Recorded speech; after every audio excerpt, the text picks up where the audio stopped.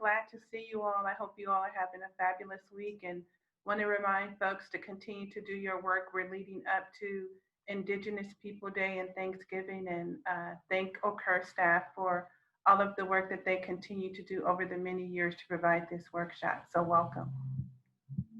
Thank you, Michelle. So again, welcome everyone. I know more folks are coming in. Again, we're gonna get started. So again, today's topic is Strategic Planning Tag Team Workshop. Davina, if you can go to the next slide.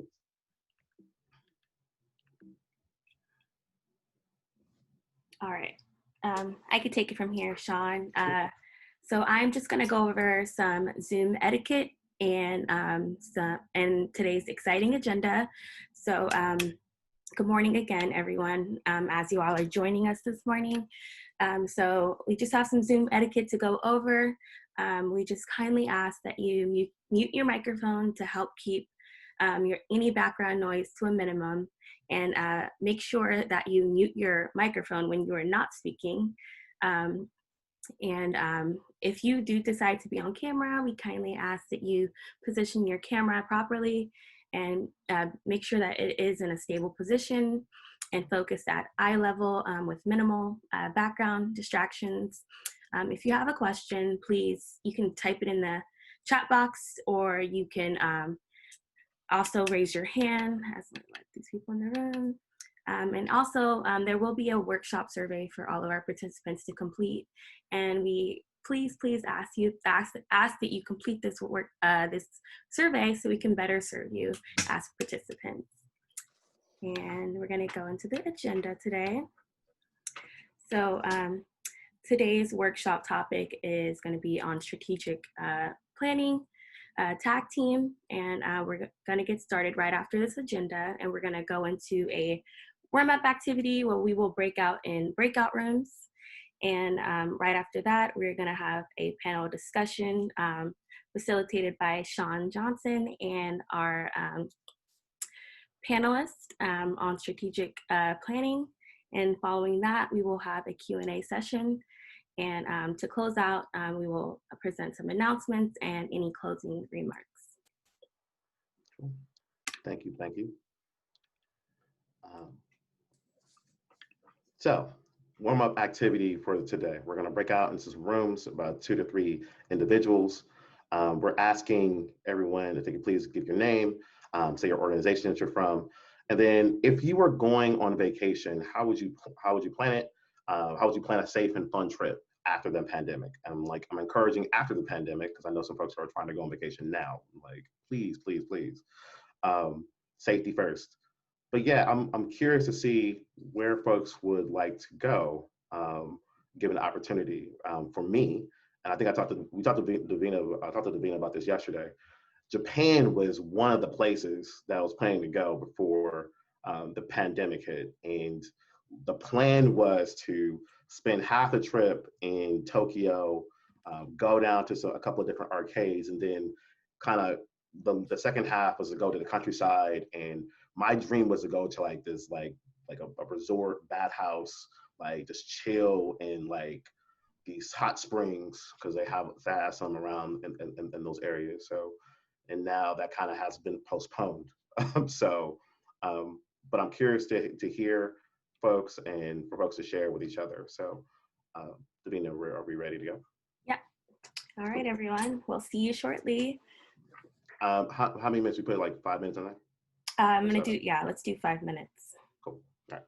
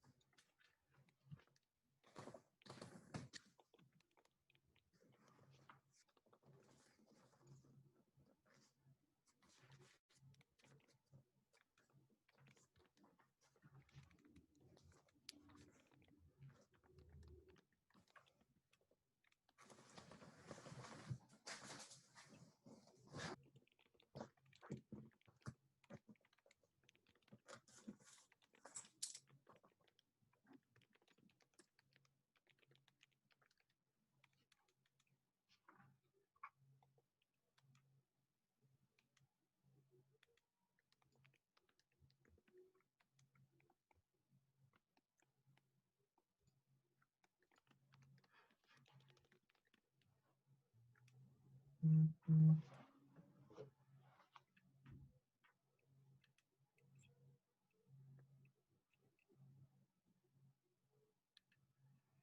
know, sometimes, Davina, I really want to look at my phone and get a notification saying your PlayStation 2, your PlayStation 5 is ready. Yes. That's what I really want right now. You hear a buzz like, I just want my PlayStation 5. Can I get that? Can I get that? Like, I'm trying to broadcast this message. Do you see the broadcast message? yeah, it showed up. So you're good. You did it? Yeah. Okay. I was like, also, and it wasn't working for me. So cool. All right, cool. All right. Teresa, I don't know if you got the link to join the breakout room. I don't know. It says, what's your name of organization if you were going on vacation? What am I supposed to do?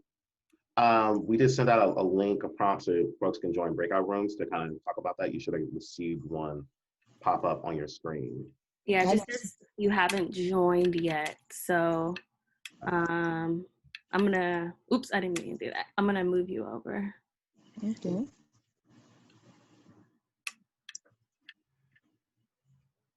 Thank you so much. All right.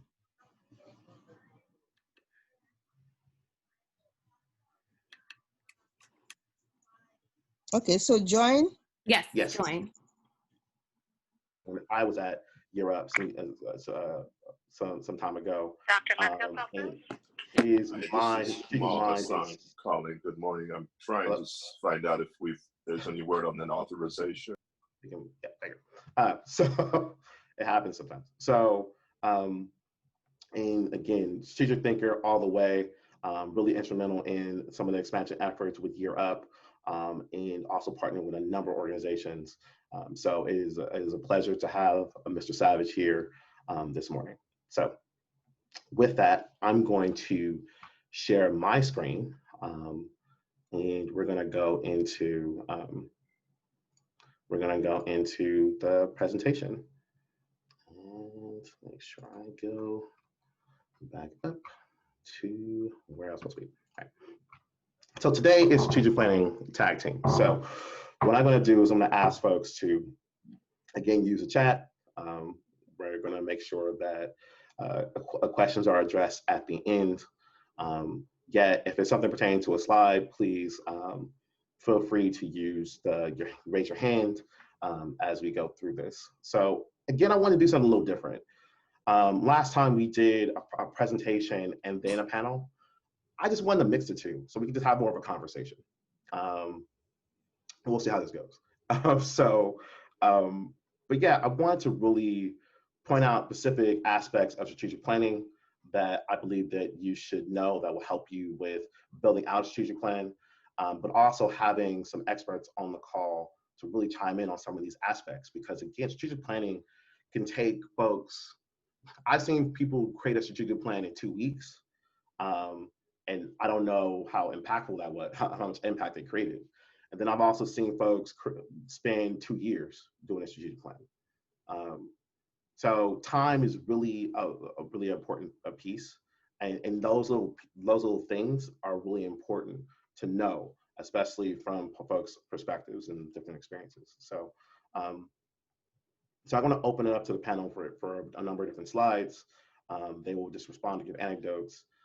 Again, I encourage participants to use the chat or wait to the end. We will have a question and answer portion at the end as we do.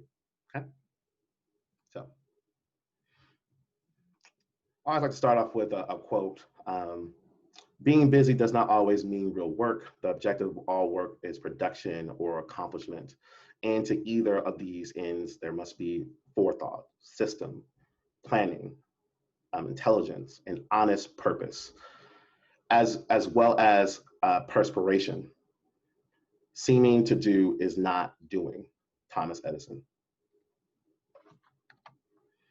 So today's learning objectives, want to make sure that you all know the importance of planning, the different stages of strategic planning, basic understanding of logic models and theory of change. We can kind of get into that a little bit. And then some tips for when your plan goes wrong. Right. Agenda is pretty simple. We want to make sure we go over the importance of planning, what is a strategic plan, stages of strategic planning, then also those things when things go wrong, and then we'll close out. Okay. So the importance of strategic planning. Why is it important?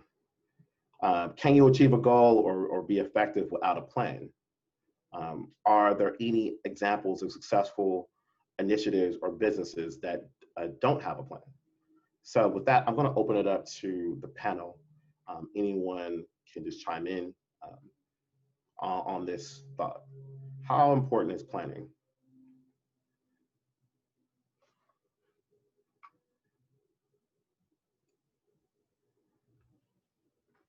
Well, I'll just share. Most of the plans that I've worked with, they've all been with government. And so for government agencies, it's required. You can't jump into anything without a plan. You really don't have the option. So I've worked with Solano County's public health department, and we're doing general plans with the various cities, and they're like strategic plans, but just on a larger scale. And then working even within my agency, is just required. We do a lot of meetings and a lot of planning because there's a lot of government funds that you're working with, and you have to make sure that there is a system that you follow to make sure every avenue has been looked at. It's been vetted by the multiple parties and stakeholders. So in my work, planning is required and not really a choice of should you do a plan. It is how intense is your strategic plan going to be. Thank you, Angela. Anyone else like to chime in on this? Yeah, definitely check to that. I mean, I think also, it really provides a way to really allocate resources, right? Kind of gives you that framework, ultimately towards tracking towards whatever that objective is. And I think also having a plan, really maximizes, productivity. So those are some couple things that come up for me. Thank you. Thank you. What is I can't even talk today. Strategic plan. Strategic plan is a tool that provides guidance in fulfilling a mission with maximum efficiency and impact. If it is to be effective and useful, it should articulate specific goals and describe the action steps and resources needed to accomplish this goal. In short, a plan of action is designed to achieve a specific goal. And so I want to make sure everyone knows that it's not just there. I know it's required for a lot of successful organizations, required for different dealings grants, yet not having a plan could really impact you not achieving that goal that you set. If you are doing any initiatives in a community, it could be detrimental if you do not have a strategy for action. I'll open up to the panel for any comments around this.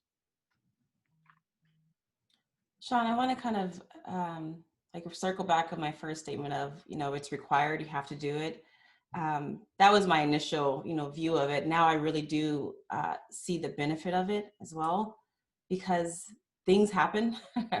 Years go by, there's a lot of change within your organization, natural disasters, and your strategic plan helps to kind of get you back to where you need to be. So it is good to have that plan to fall back to, because things are going to change as you move on, but to know, all right, let's recenter. What was our purpose? What's our plan? What are the goals? What are our objectives? So you can kind of get back to it. So it is really important to have. So I don't want to just say like, okay, it's just a requirement. There are some benefits that you can actually see that it does help to kind of keep you on track. I want to jump in also. Yes, just to echo what Angela said, it's things happen. And a saying in HR is, things aren't bad until they are. And so you have to be prepared.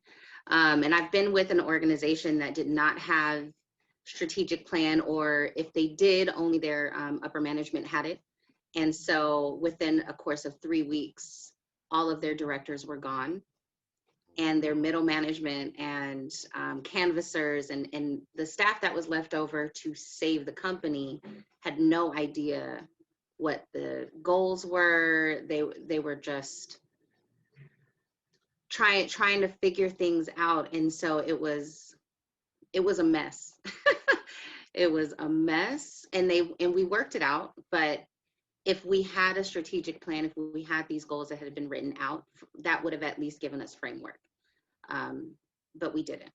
So that 6 months to a year was really rough for this organization to keep its doors open.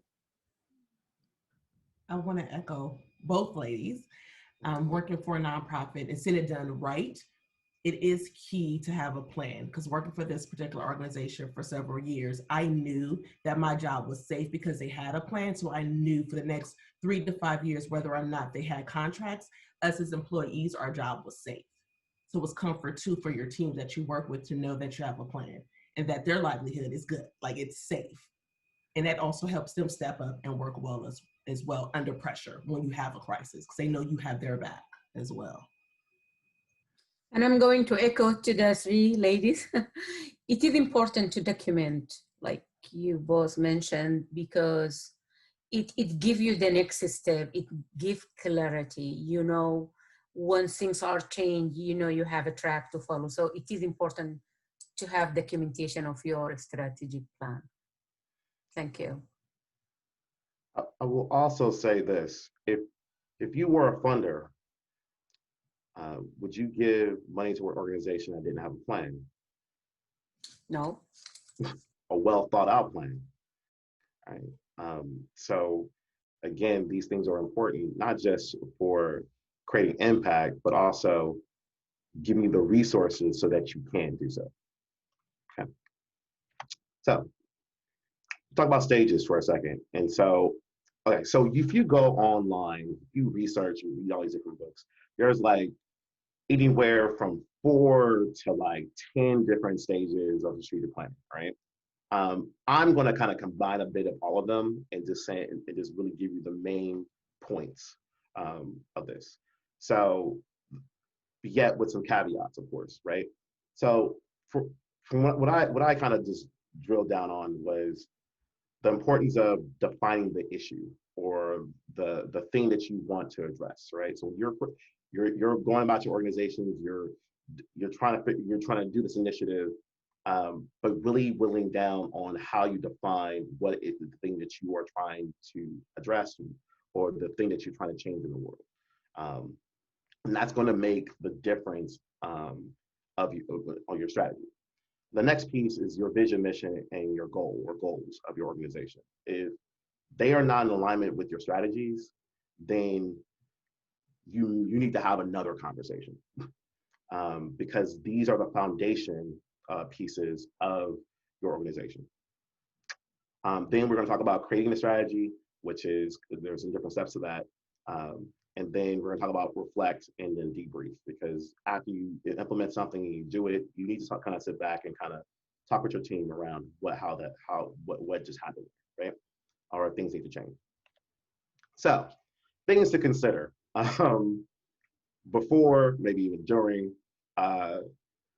So I always talk about stakeholders and settings. So I'm going to open that up for folks, for the panel to chime in on how important it is to consider who you bring in and where or how you hold these sessions.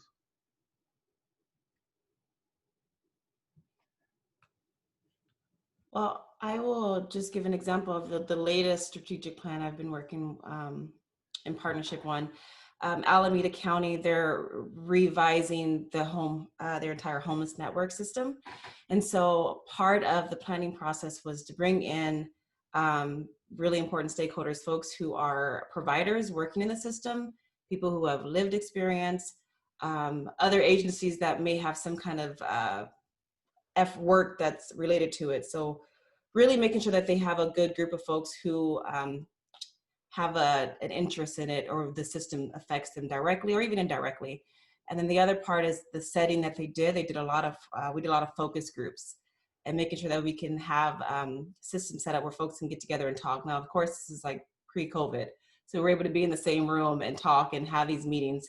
A lot of workshops and focus groups. So I think that's always a good start, making sure you have everybody who should be in the room and do a really good job of bringing people together. And one part of gathering people who have, when we're talking about homeless systems, those with the lived experience, is making sure that the setting is right. We had to make sure there was food provided and that you're having some kind of incentive to actually get folks to the table to do that, because they're not being paid for this. So making sure that you have the resources necessary to get folks at the table to talk and discuss is important. There have been a lot of burgers that I provided for folks for strategic planning meetings over the years. So that is a key thing. You do need some fuel. And pizza. And pizza. Also, I just want to talk, just to highlight, again, who you have in the room, making sure that those folks are from diverse backgrounds, that are aligned with kind of the mission and vision of your organization. Also, whether to have a retreat, whether to have a series of meetings. I did a 6-month retreat, strategic planning process where we had ongoing meetings until at the end on a Saturday, we kind of just like, the last meeting, we just like had a bunch of food and no one worked anymore. And I was like, why are we here on my Saturday? But it was great. It was actually really great. Next piece, I want to move on to self-reflection. That is core key piece when doing strategies. There's a lot of work for folks just around just doing some self-checks and checking some bias that folks may have. I don't know if any of the panelists have really had a deep dive in doing some self-reflection pieces before they've gone into strategic planning. If so, I'll open the floor up for the panelists to respond to that.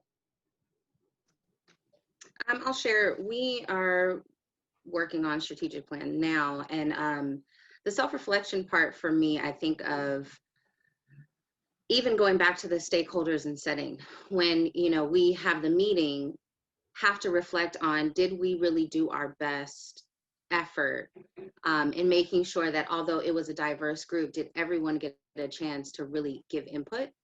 Did we really create the space to gather as much data and input to hit our goals? Like, before I want to move on, really want to take inventory on the setting and are we really delivering? Because we are at service, we're at service to the community, to the members, and are we really hitting that? And if not, we need to go back.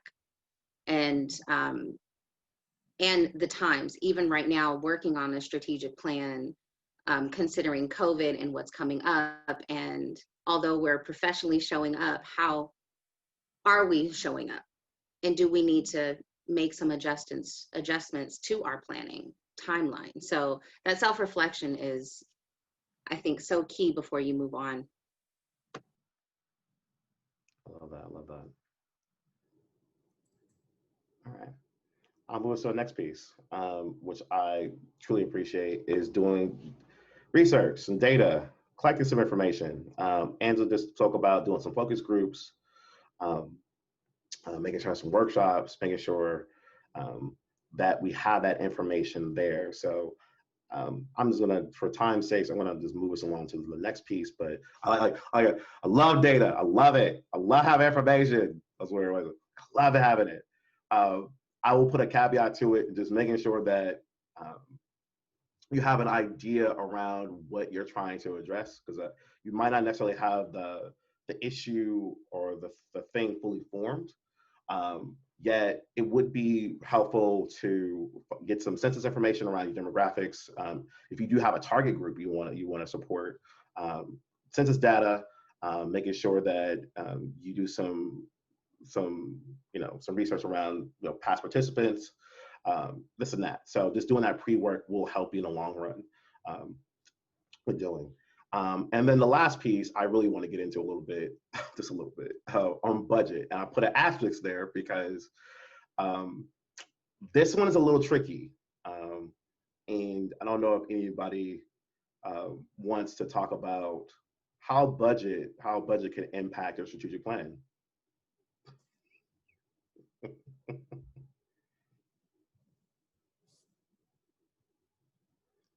Silence right now. This is gonna be going. I'll just say, everything costs money. So, you know, you can have all these great goals and objectives, but if there's no true way for them to move forward, you're kind of stuck. So thinking about what you can do, and if it is kind of out of your current realm, well, how can you get the money to do what you want to do? So yeah, after all your great ideas are out there, then you have to see how do you actually make it happen. So budgeting is quite important, and it really depends on, you know, the type of plan you're doing, the type of agency that you're working within. You know, if it's a nonprofit or if it's a government agency, you know, your funding is going to be different, you know, depending on who you're working with.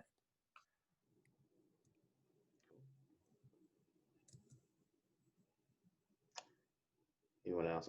Ebony, you came off on mute. I don't know if you had a. Echoing what Angela was saying, I mean, everything is based on money. We can't do anything really, some free stuff, but after a while you're limited. So you have to start raising money so you can really do work that you truly want to do. I also have had the opposite, where folks were so focused on their budget that it limited their ideas around their strategies. So, well, we don't have this, or we have that, and I'm just like, let's just plan and we can scale down. Yet, and there's different ways we can actually build in our strategy funding streams so we can build up. So, or we can build back up again. That's why there's an asterisk there. It's a very tricky thing. You have to consider it, yet please don't let it limit the creativity or some of the things you could do, because you'll be surprised that somebody will come out and be like, we could do everything you want to do. I've seen that for some of the tech companies that came out, and just for some organizations, like, we could do everything. So what do you want to do? It's like, we just need like 5 computers. We could give you 100. like, Yes. Oh. I think that's so, this is the opportunity to dream a bit and start with all the stuff that you want. And like you said, then you can, you know, narrow that down. But the strategic plan is to me a time to dream. Agreed. And maybe that's why it's important to have the right stakeholders in the room, have your dreamers there, and your, you know, more fiscally responsible folks, so that you can have a nice blend. So you can feed off each other and have, you know, come to a good consensus. You need to have diverse folks in the room, like you mentioned before. Like Marcus said, check. Also, Michelle put in here, data does help with creating a story and a narrative. It does help you with painting that picture around, again, the folks you want to serve. So, cool. It's important to make sure that data is accurate as well. I think that's really, really important, because obviously that informs so much of this plan and strategy. So yeah, just making sure to have folks that check and recheck that data that you're using to inform decision making. Thank you. I love that, because we've seen it where it goes left. like, oh, that's not the right. That's not, no. But yeah. All right. I will move us along for time. But thank you all. And yeah, defying the issue. So that piece has always come up for folks, and I don't think it really comes up enough. So how would you describe the issue? How you describe the issue influences how we respond to it, right? So if you're saying, so I use this bad example. If you are trying to figure out why young people are not in school, right? So some people will say the issue is that we don't have enough after school programs, and I'm just like, is that the issue? Because you just put the solution in your issue. So now your solution is after school programs. So your strategy is after school programs, right? Yet the issue is really young people are not attending school, and so you can build up on that issue. I'm just using a bad example, but with that, you can say they're not going to school because there's not enough engagement.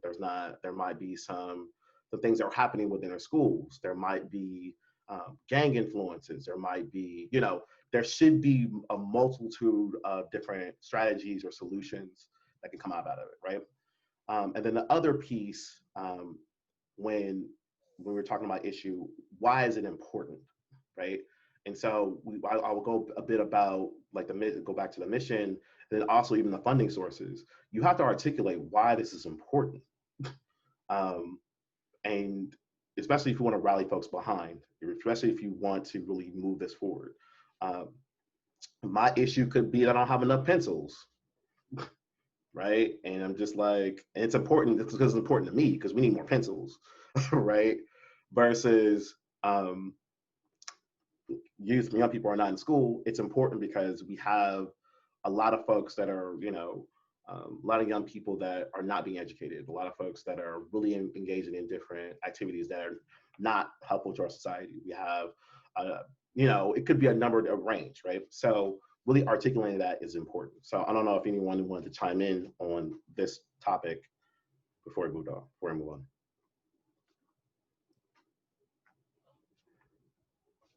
I'll just share for the plans that I worked with, the issue's always kind of already been defined for us. It's more or less maybe drilling down a little bit more, because I work in homelessness. So it's always, well, that's the issue. But then what does that look like? Is it not enough affordable housing? Is it, too many people are losing their homes? It's gentrification. So like additional issues on top of that, but I've always worked where it's just one kind of central issue. And we're just trying to add on to that, or what are some of the causes that make this issue, greater or more, more severe. So I haven't been able to work where it's like, oh, we can look at a new issue. It's always pretty much this one issue I'm working with. Seems like forever, but one day we'll get better. but it's still aligned with your organization's mission, vision, goals. Yeah. So if you went from addressing homelessness to like making sandwiches, then you should really go back to the door, like really consider. Like that's all we're doing now. We're a sandwich shop now. That's totally not what we do. All right. For time, I'm going to move us along because there's a couple of pieces I really want to get into. Vision, mission, and goals, or if you have more goals. Pretty important, and there's a typo in my presentation, and I'm going to just take that out. So vision is really important around just the dream. What do you want to make a reality? Your dream, what do you want to make a reality? Your mission determines your core purpose. Your goals, what you want to achieve. Hopefully you're using SMART goals rubric that will really help you. We'll get into that. And SMART, if you don't know the acronym, is specific, measurable, action-oriented, realistic, and timely or time-bound.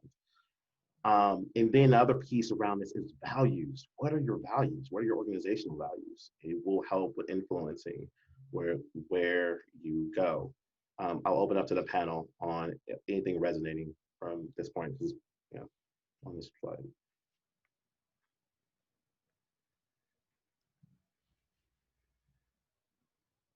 If not, it's pretty self-explanatory. No, I'm just trying to wait. No. I think the hardest thing is always the goals. I don't know why, just making sure that they are SMART goals. And I feel like that's the part that always gets us, that's the delay. You're going back and forth. Was this a good goal? Should it be changed? And there's a lot of feedback.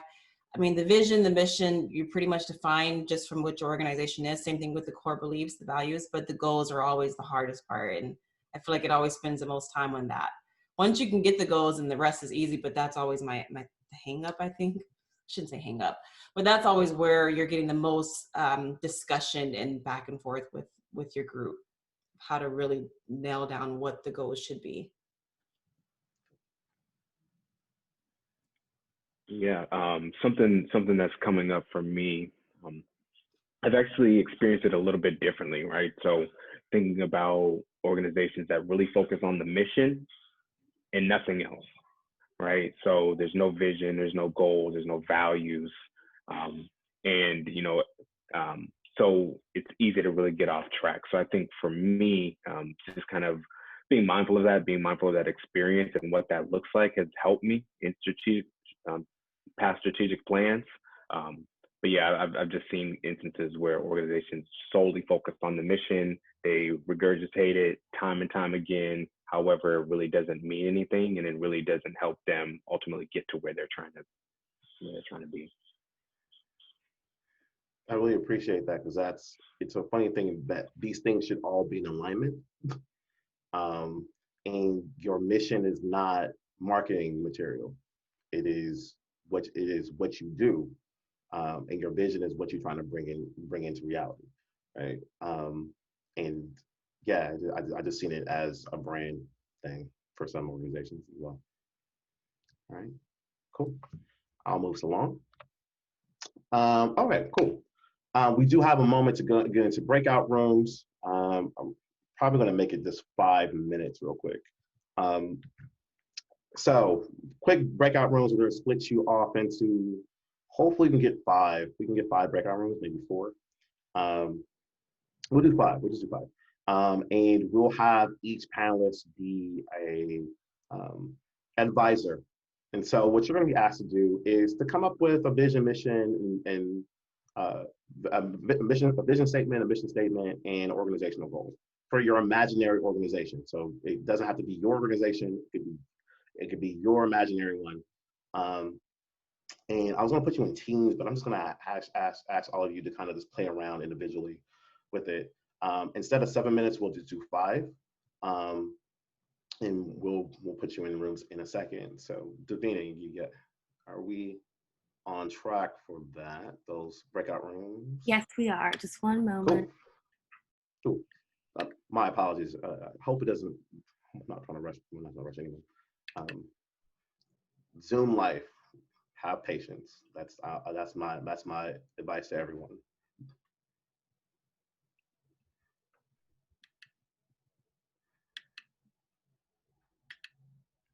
All right. Cool. We're going to get started right now. We'll see you all shortly. And, to enter the room, you do have to accept the offer. Just a heads up, everyone, okay?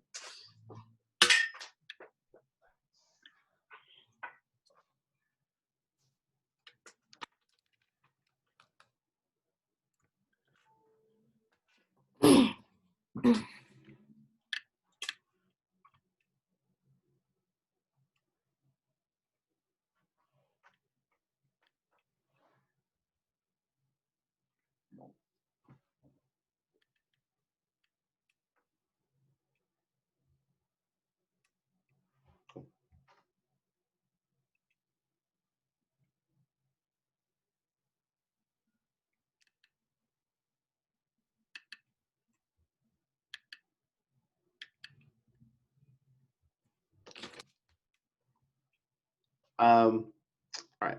So how was that for everyone? How did that go?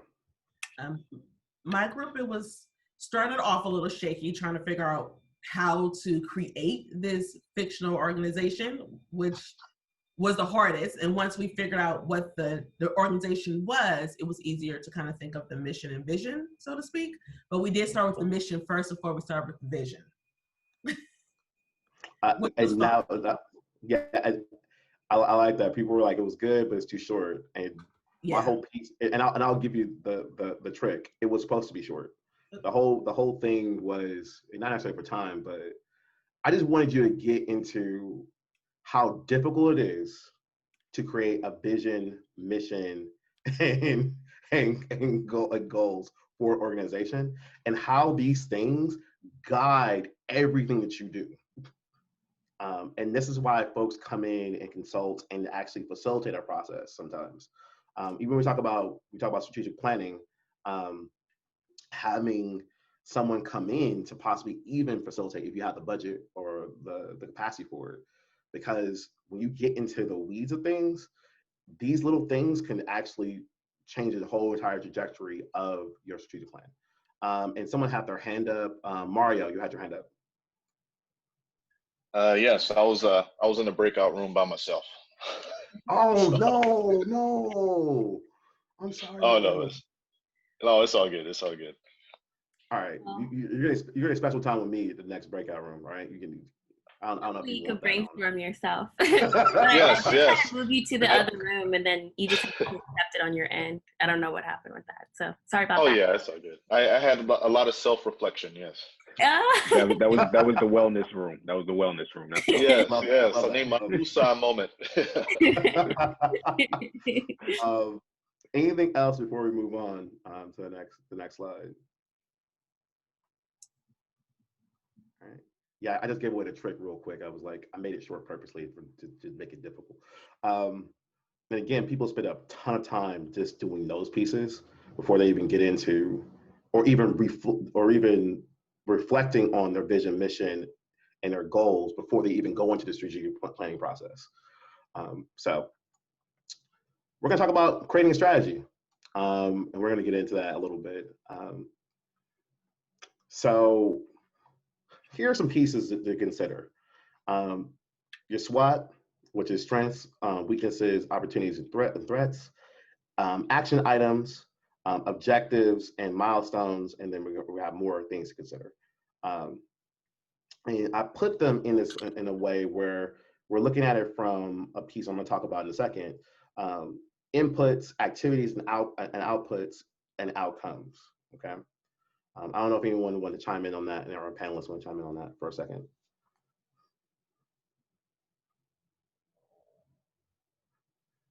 And it's totally fine if you don't. I know time is of the essence, and I want to make sure you have enough time to do. Okay, cool. So let's get into SWOT real quick. So a number of you I know have probably done this before. If you haven't, this is going to be one of the key pieces to before you go into the brainstorming strategy, strategic planning process, like phase, right? Understanding your organization, understanding its strengths, what are some of the weaknesses, things that they do well, things that they don't do so well, and then also external. So you think about your organization is internal, strengths and weaknesses, and then external with opportunities and threats. So opportunities around resources, how things can be improved, how you can grow some of those strengths into some of those weaknesses and strengths. Then also things that are threats that are outside your control that may come up. So like, budgets may be cut because of COVID, the impact of COVID on certain things. So, or grant funding might not necessarily be there. So I'm really being considerate of that. Any thoughts from the panel on SWOT? Yeah, I think it's really important. I know in the plans that I've worked with, it's always good to look at the rundown of your current situation. Where are you as an agency? What is that current picture?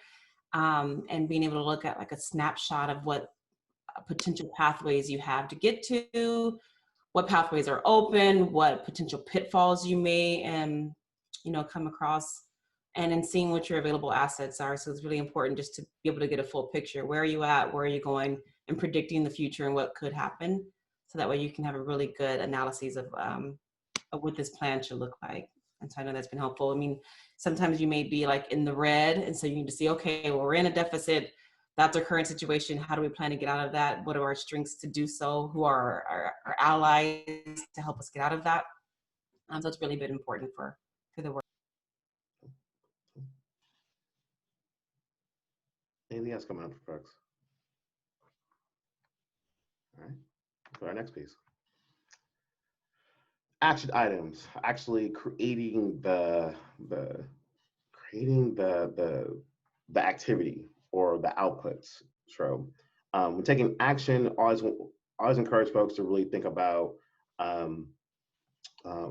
what do you plan to do to address the identified issue? Who's responsible? How long will it take? Who can you partner with to support your activity? What will need to be produced to achieve your desired outcome? Any comments from the panel on action items?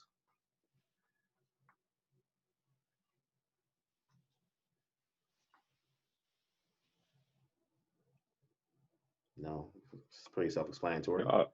I'll add something. I think this really helps you be strategic, right? Like this is like kind of like the strategy part of the plan, right? As you're kind of thinking through, and ultimately, there has to be some sort of you have to continue to move the needle, right? And kind of asking these questions, checking these boxes along the way really allow you to continue to move in a particular direction, right? If not, you're just kind of brainstorming, right? So this, for me, is really getting into like the actual strategy part, which will ultimately lead to like implementation and obviously driving towards results. Love that, love that, love that. I know one thing that's helped me is having shorter term priorities too. So making sure the action items are, you know, things you can kind of, having both, you know, the long term, but also the short term action items are really helpful. And knowing what your resources are, your who, what, when, stuff like that. That will help you achieve your goals and objectives. Cool. Also, I want to go back to a comment Michelle just made, just around SWOT and how important it is, especially when you take into account data and other collaborations to help you with really understanding where you are. And I'll have probably a bullet somewhere around here to saying really digging down on where you are. It really helps. It will help you with your SWOT and also creating your action items. Next thing, again, is objectives, milestones. What is your 1 to 5 year, what are some of your 1 to 5 year goals, right? Your objectives, your short, medium, and long-term objectives. Some of your milestones, so those action items, like those items you need to achieve so that you can get to the bigger goal, right? So we just secured food for the event, right? Without food, the event might not be as successful, right? So making sure you have those, breaking down the goal, or again, some of the things you need to achieve, or some of the action items you need to achieve, or some of the items you need to accomplish so you can get to that objective or make that action item successful. And then again, using SMART, this SMART goal, SMART planning. So any comments, ideas, thoughts coming from the panel around objectives and milestones? Yes, I will share. So I'm all about data. I work in databases for 10 plus years. So understanding the importance of being able to measure something. So even for our fundraising goals, we can say something like one of our goals has been, we want to make sure that our membership broadens into underrepresented areas. We need details. What areas are those? How are we going to measure that? Because I want to report. I want to make sure that I'm reporting to our stakeholders, to our team, that we're on track. And if I don't start my process with creating those measurements, then midway in, I'm not able to report to you. I'm going to have a much harder time collecting or analyzing the data because I didn't set it up appropriately. So really taking your time at the beginning of the process to create those measurements and to dig into it a little bit more. And that I agree with, I think several people have already said it, working with other folks to help you identify and create is going to be super helpful.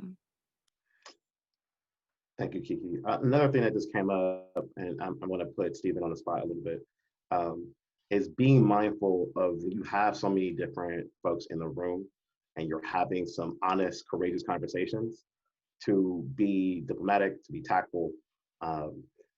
We may have brought into that space some of our own misgivings, some of our own history, and even once you're playing, where we were talking about milestones and objectives, and like, we've done this, we did that, and I don't understand, right? And we hit that last year, and that thing didn't work. And instead of saying, we did attempt this, and this is what we learned from it. So totally open to trying it again, but I want to make sure that when we talk about data, we're talking about history, everything, that we are being honest, but I want to make sure that all know that some of the things were hit, and this is what we learned, right? Again, I've seen it go right, left, all over the place, and people walk out the room. So just being mindful of that as we do. Cool. Okay, well said, well said, well said to both of you. And so here's an example of a logic model. And so some of you will use this. If you have a grant, especially a government grant, you will definitely be using this. And it pretty much goes over some of the key pieces, your inputs specifically, but I'll start off with the foundation pieces, right? So you have a vision, mission, goals, and your mandates, your resources, who's in the room, some assets, what is the problem, what's the situation. And then once you have all that together and aligned, then you go into your inputs. What do you have, right? Your staff, you have hours, you have volunteer hours, you have money. Some of you may have budgets. Like that's not going to be, it's not going to might not be an issue. Expertise. That's what we have. That's what you're putting in, right?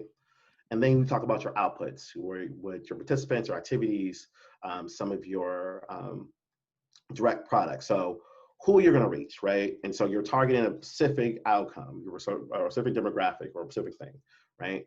You're looking at your activities. You're going to do these things, right? You're going to do curriculums or workshops, and even with that, some of your outputs will look like, hey, and in more specifics, this round, we're doing a workshop, then we're going to have some outputs around curriculums and different events or activities that are maybe associated with that series or that program.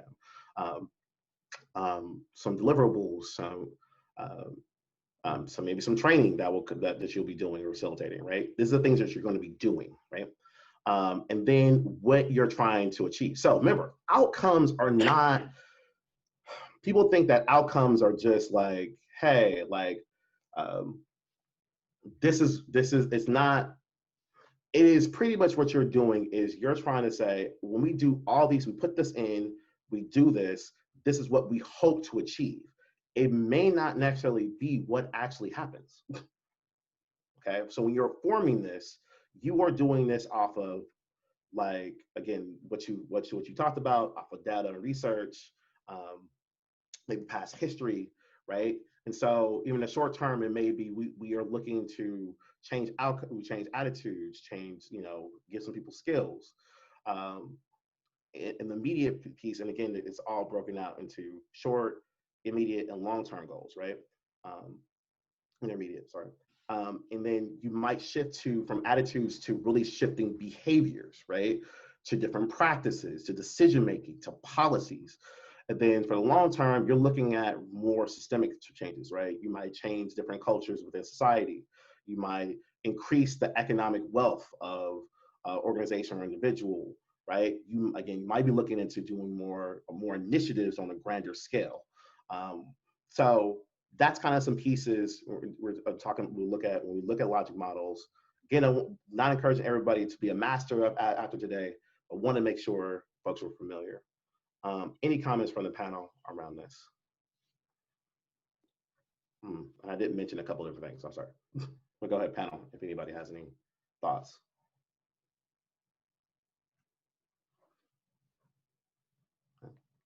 I think you covered it well, Sean. I would just add, to make sure it's not convoluted, it should be simple and easy to follow.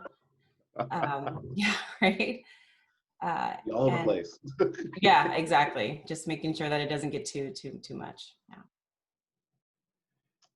There's also this piece around assumptions. I keep, you're assuming certain things, right? You're assuming that, you'll have time investment, the staff will invest time into this based off of this, right?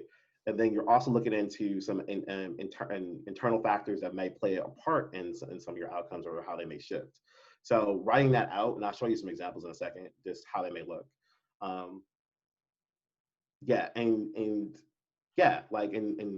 It just really just being mindful of all that, okay? So I also brought up, make sure, because you'll hear, I just talked about logic models, but there's also a theory of change. So some organizations have a theory of change, some organizations have a logic model, some organizations have just a strategic plan by itself. And a strategic plan is a document, and it does, and I was going to show an example, but I didn't find one I really liked so much. But it is a document that highlights all these different pieces, all these different activities you're going to do in more finer detail. The logic models are really there as a simple snapshot. And then you have theories of change, which focus more on the why behind the activity versus just what is going to happen, right? Has anyone done a theory of change? I've attempted to do one, and I just feel like it was a different process. But I've been a part of organizations that have done them. Any thoughts around theory of change process?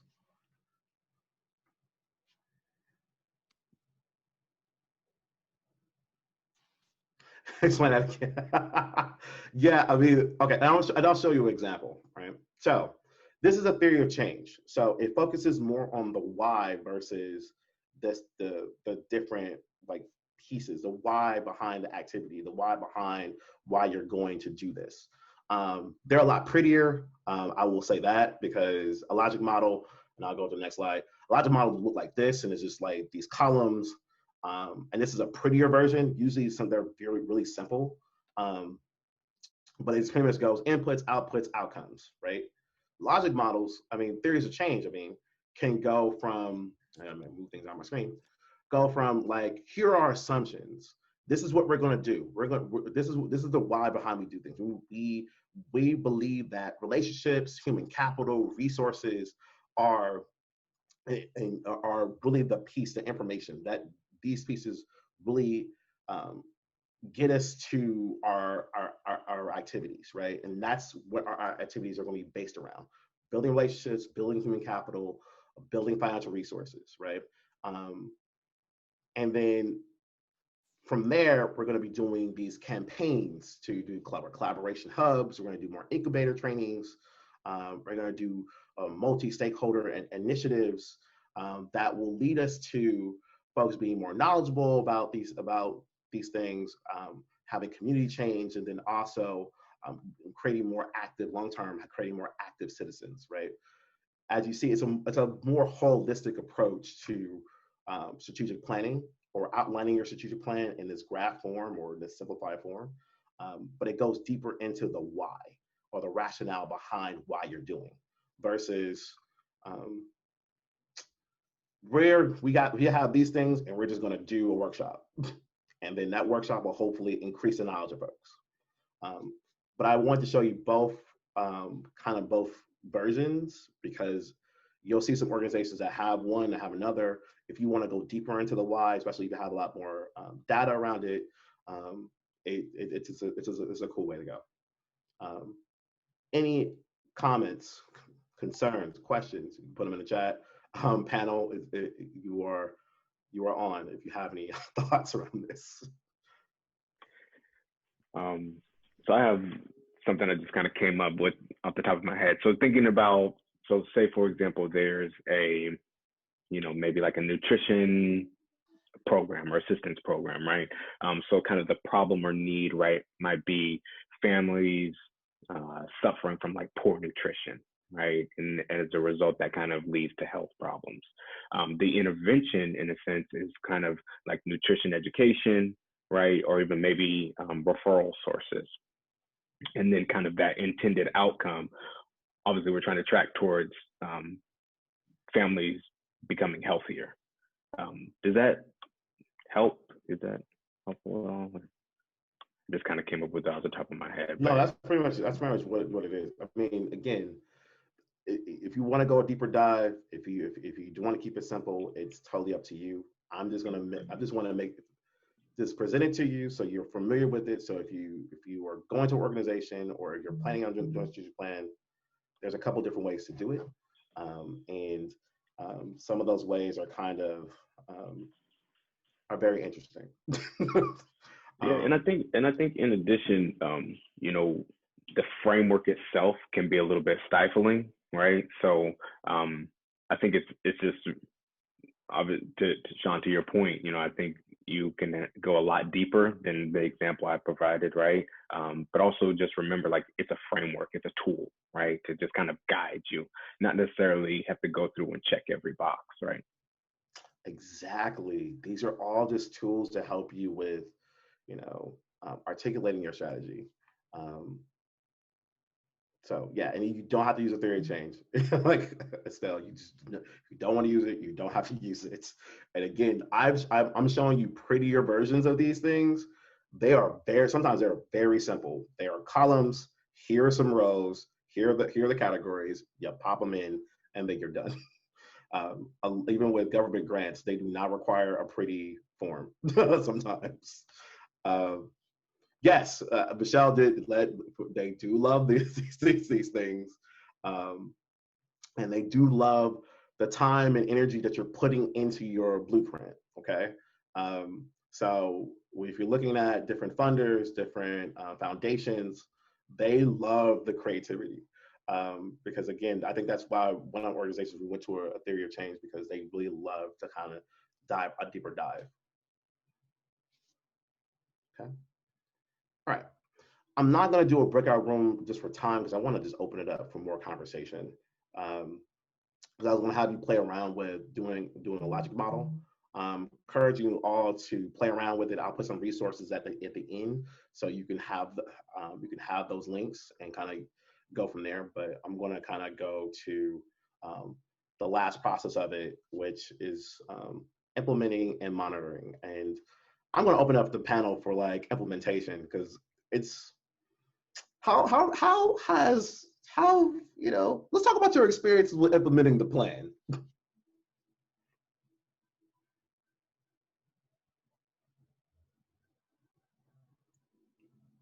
I'll take my experience.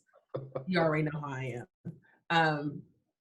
It all goes back, like you said, like the stakeholders and the people you have on your team.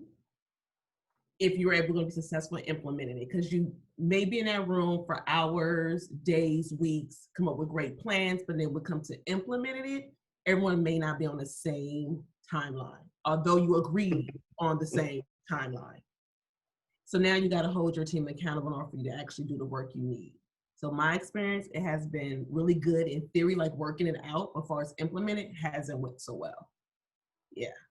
It's a lot of work, getting everyone to stay on course. So yeah, that's my experience. I won't name no names or organizations, but it just didn't work out. I'll echo Ebony there. I think it's kind of where the rubber meets the road. It proves if you have a good strategic plan when it comes time to actually implement it. And you'll see the gaps that you may have, maybe with the goals or the timeline. It really does shine a light on it, so you'll know if you need to revise some things. But yeah, implementation is always a different story.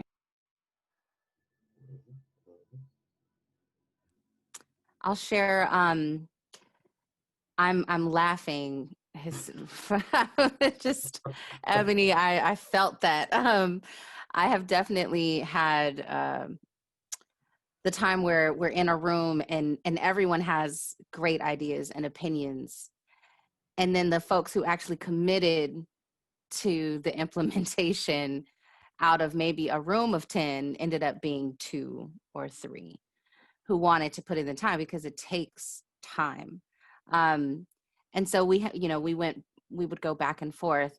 And so I think that being flexible, but also being very clear and transparent. And I get pretty ambitious. So I've also had to be reminded that, not everyone's going to commit to this time frame. So whatever you decide to do, just be ready to take the lead and be okay with that, And so different places have given me different deliverables, but I've definitely learned that if I'm going to be a part of this conversation, I just need to be ready to do a good amount of the work and hold people responsible, be the voice that reminds them. I will add timelines, accountability, attitudes, roles, writing things down, and getting started is the piece. You got to do it. You can do all the planning in the world, but planning is planning unless you put it in action. So just be mindful of that piece, okay? And also, Stephen, I want you to keep that question for next, hold on to that question for the next couple of minutes as we get through one piece. Because I know, that's a big thing. Where do you see the future of COVID-19 and the COVID-19 era in gift giving? And that's something that we will get into a little bit. And I feel like this slide is pretty self-explanatory. Just review and reflect, making sure that you schedule the time, making sure that you document, you schedule time, you communicate, and then you update the plan when things come up. I'm going to open up the panel for a second to chime in on this reflection process.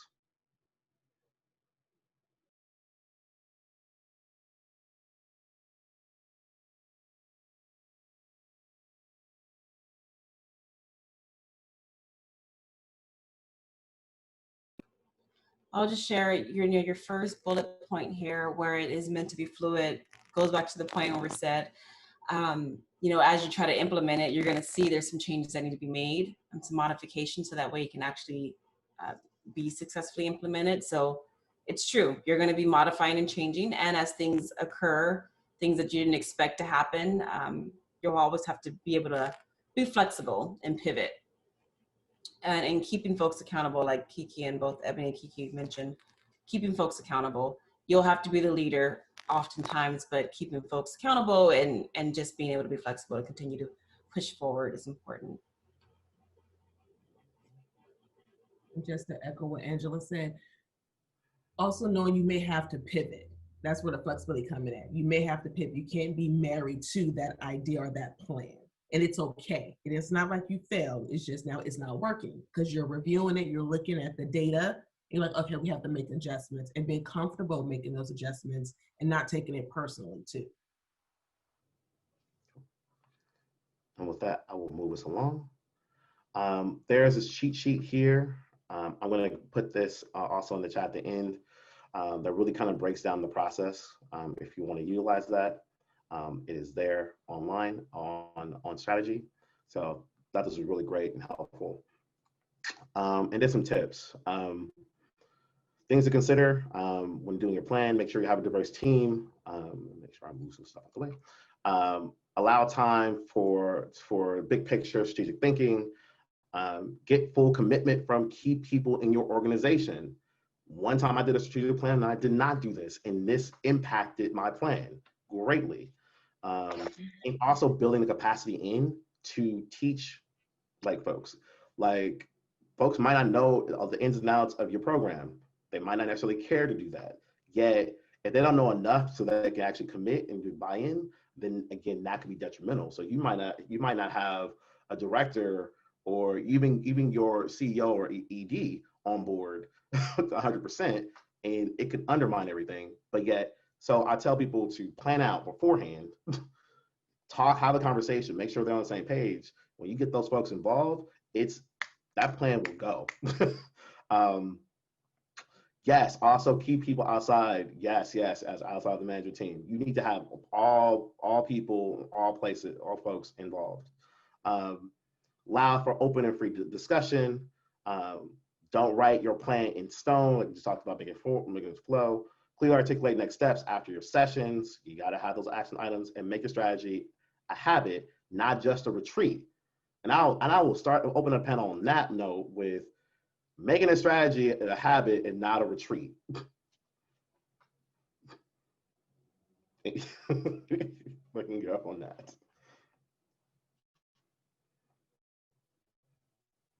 Anybody? Sorry, I just like the panel. I don't know if you have anything on these tips. I'm just thinking the last part you mentioned, like making a strategy a habit, not a retreat, baking it in. And it probably goes back to your mission and your values too. Baking it all in. It's not just, it's an added as we're moving, now we're going to do this part. But making it known from the beginning, I think you have a better buy-in, and you're constantly reiterating this throughout your process and your team meetings and plannings and everything else. You're getting people, getting their buy-in from the very beginning. When they come in and reading that handbook, they see everything there. It's not just an add-on. So bake it into your business. Cool. And with that, I'm going to open it up for Q&A. Let's have a discussion. Use the chat as well. Davina, if you can provide some support with the chat, and then I'll open it up with the first kind of conversation. When things go wrong, things don't go as planned. Anyone have any anecdotes to when things don't go as planned, as we look for some questions?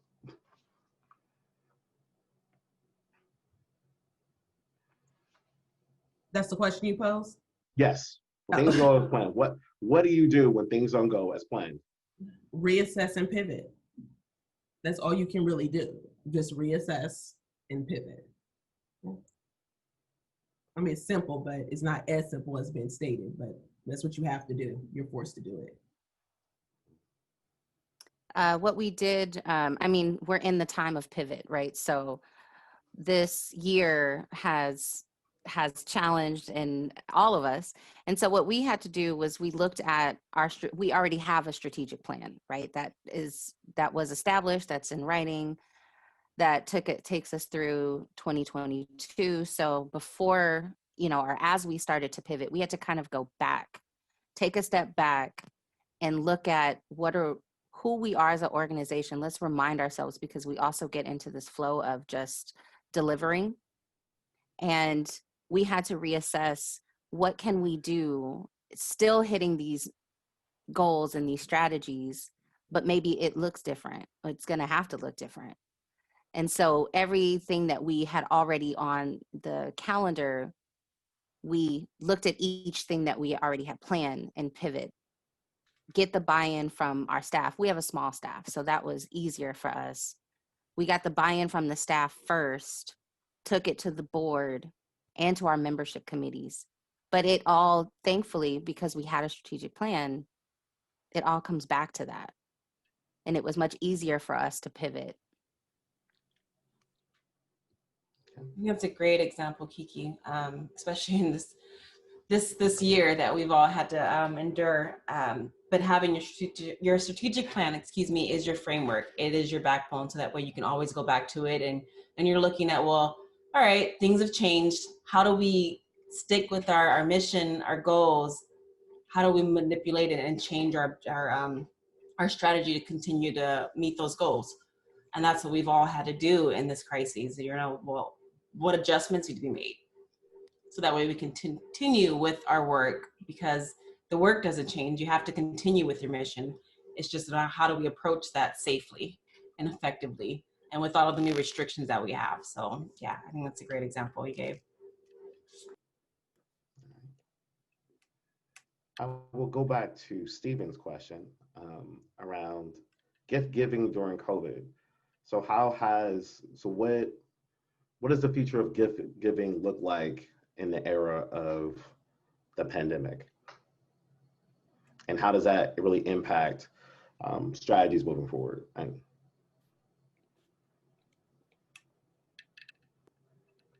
Stephen, I just want to clarify, is it like gifts during like the holiday season, or is it just like nonprofits, or am I drilling too narrowly? I just think I want to better understand the question. Sure. My idea was just in general, gift giving in the sense of grants, and also smaller donations from businesses and the like. Well, I'll just share for my organization. Because of COVID, we've had to limit some gifts. So we're not taking anything that, of course, is used or open or anything like that. Even prior to COVID, at our shelter, we stopped taking in clothing, just because it's too hard to make sure it's clean and the storage of it, and you don't know who in the shelter could use it. So we've been pretty strict with those types of gifts. But on the flip side, we are seeing there's a lot more federal funds that are becoming available to help us through this crisis. I know Congress enacted the Stafford Act, which allowed us to have a lot of flexibilities with some of our grants. We received a lot of CARES funding. So on that aspect of funding, it's been helpful to get, relief funds to kind of try to address the situation. But when we're talking about small, and then also with the community, it's been helpful to have some of our community members want to donate and give, because they're thinking, or if I'm struggling, I can't imagine someone who's unsheltered and how they're able to try to figure out how to shelter in place. How do you, safely be in a shelter that is congregate living? So we're kind of seeing both. The financial support is the easiest to take. When you're talking about actual physical donations, a little bit harder, just because you have to make sure it's safe and clean and all of that stuff. And then just add, now we're going into the holiday season, where we typically have like our community meals, and we provide gifts to our residents and people who are residing in our shelters. That's made it just that much more difficult to see how we can do it safely. Making sure we're doing bag lunches and people are not able to sit there. It's more of just like a drive-by or pass-through kind of thing.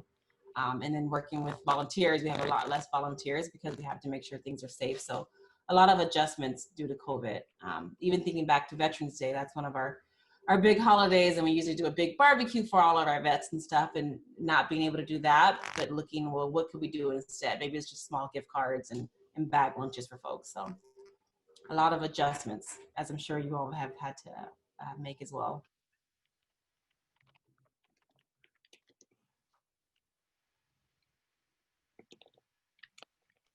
I'll share, we're in the midst of our annual membership drive and our fundraising. And this is the way that I look at fundraising, and especially membership engagement and securing those donations, is really sharing anecdotes of how the money is serving the community or how that money is serving our mission. And so I'll share one thing that happened at a previous organization.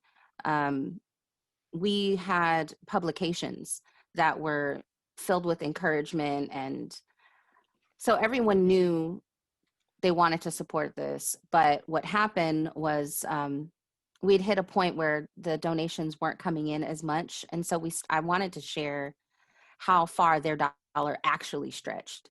So I shared how these donations were, the excess were also being donated to prisons. And so inmates were receiving encouragement, and this was another way that their dollar was stretched.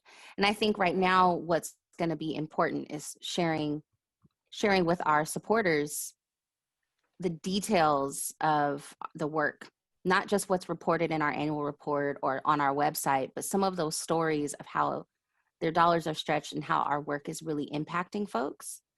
And then getting creative. So, there's the trend of doing monthly donations. So instead of a one-time $60, if you do $20 a month or $10 a month, your dollar stretches, we still get the support.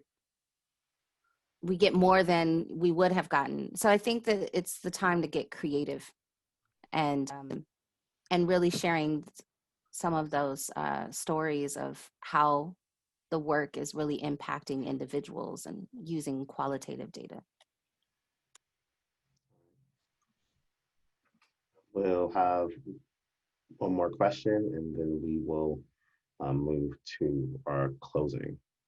So any additional questions, or maybe even some thoughts from the panel?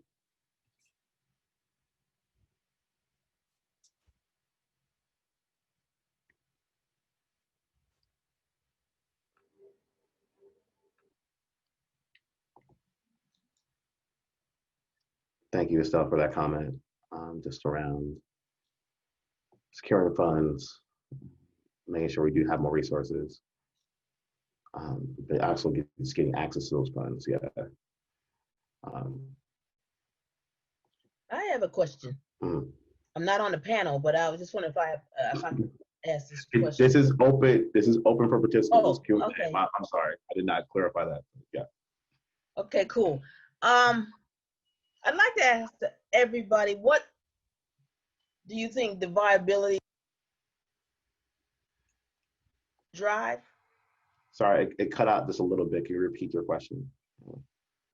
I'd like to ask the panel and the attendees, what do they feel the viability is of a membership drive, or how do you create one as a source of revenue for a nonprofit? Any suggestions on strategies to create a membership drive? Kind of touch on what Kiki was saying. Sharing your impact and what you're doing is one way to generate funding if you want to do a membership drive, but you have to show what your impact is going to be. Now more so than ever, since we're not physically in spaces with anyone, we have to show, and the only way we can show it now really is through digital platforms like Twitter, Facebook, Instagram, TikTok now. A lot of organizations are using TikTok.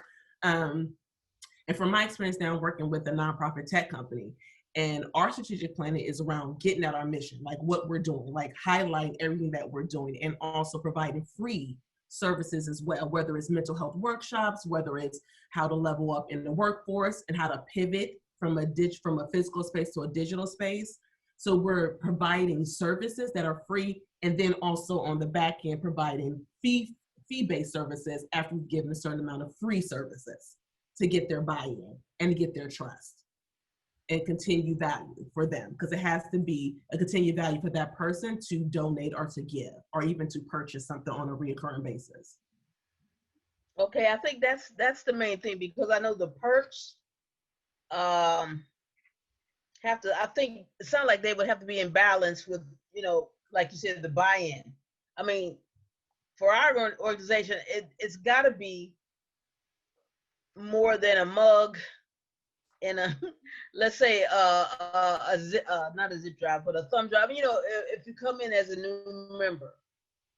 But I'm trying to think of what else we could use to have incentive for them to do the buy-in. Like, we're considering computer classes with another organization. And not that they would cost, but they would have the ability to come in as a member for lab time or something, or a special class. These kind of things, I'm trying to develop the perks initially versus the real, you know, what you really get as a member of our organization. You could do the buy-in for them to come in and whatever. And the price isn't very high, but I got to think of what'll keep them there. I mean, pass the mug, pass the thumb drive, you know, that kind of thing. Just looking at what you've done in the past prior to COVID and what was a big hit. Like when people were coming in, what was the most or highly used service?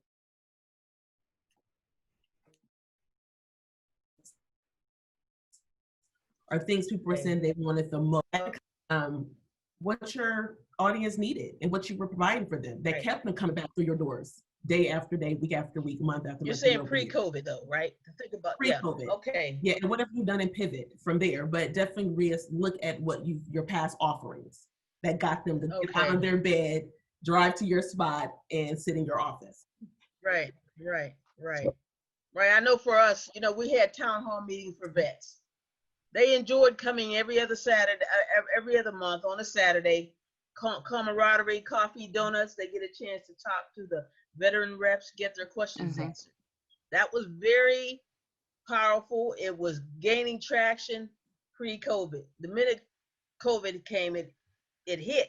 It scratched and stopped. So we had to switch to this format here.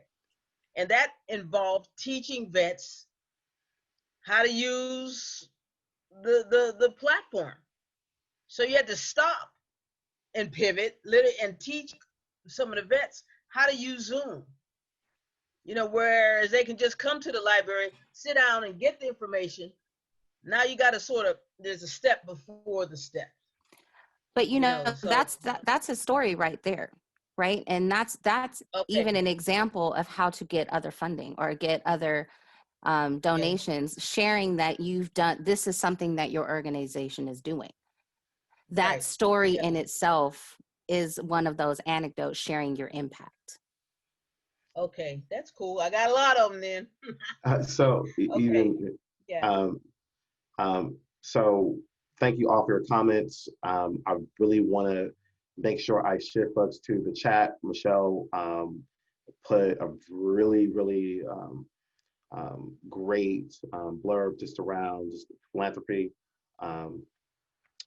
and how they have been impacted, yet how folks are repositioning themselves for now in the pandemic during the holiday season. So it is around that pivot, and it is around how we're being strategic. Also, reach out to me if you have questions. I can connect you with some of the folks on the panel if they're open to it.